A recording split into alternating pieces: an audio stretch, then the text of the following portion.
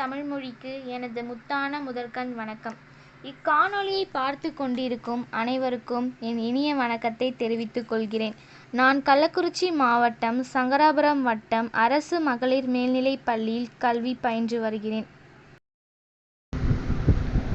It contains bacteria.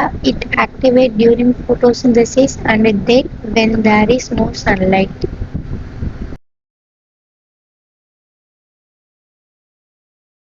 நான் காலையில் குப்பை கொட்டுவதற்காக வெளியில் சென்றேன்.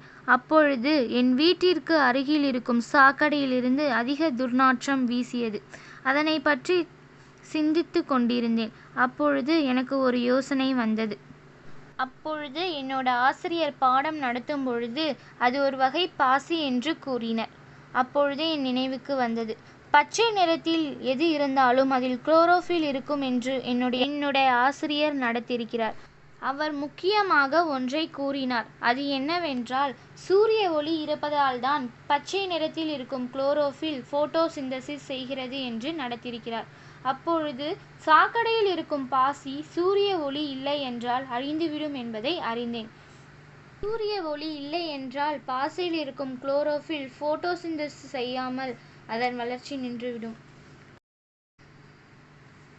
அதற்கு பதிலாக சாக்கடையை மூடிவிட்டால் சூரிய ஒளி படாமல் பாசியின் எண்ணிக்கை குறைந்துவிடும். இப்பொழுது பாசி போய்விட்டது, ஆனால் மீது இருக்கும் மைக்ரோ ஆர்கானிசம் அழியாது. எங்கள் தெருவில் அலட்சியமாக ப்ளீச்சிங் பவுடர் கொட்டி விடுவார்கள். அதனை குறைந்த விலையில் கிடைக்கும் PVC பழுப்பு மூலமாக அந்த ப்ளீச்சிங் பவுடரை கலந்து விட்டால் ஒரே கல்லில் 2 மாங்காய் கிடைத்தது போல் பாசியும் அழிந்துவிடும் மற்றும் ப்ளீச்சிங் பவுடர் கலந்து விடுவதால் மற்ற மைக்ரோ ஆர்கானிசமும் அழிந்துவிடும். இதனால் முக்கியமான ஒன்று நிகழாது. அது என்ன தெரியுமா?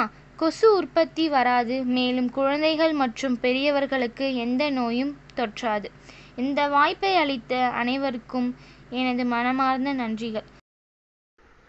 Algae and bacteria died without the sunlight.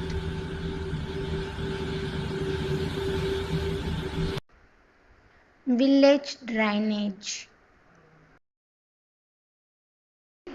City drainage. இவ்வாய்ப்பளித்த அனைவருக்கும் என்னுடைய மனமார்ந்த நன்றியை தெரிவித்துக் கொள்கிறேன். இந்த காட்சியை முழுமையாக பார்த்து கொண்டிருக்கும் அனைவருக்கும் என் பணிவான நன்றிகளை தெரிவித்துக் கொள்கிறேன். நன்றி, வணக்கம்.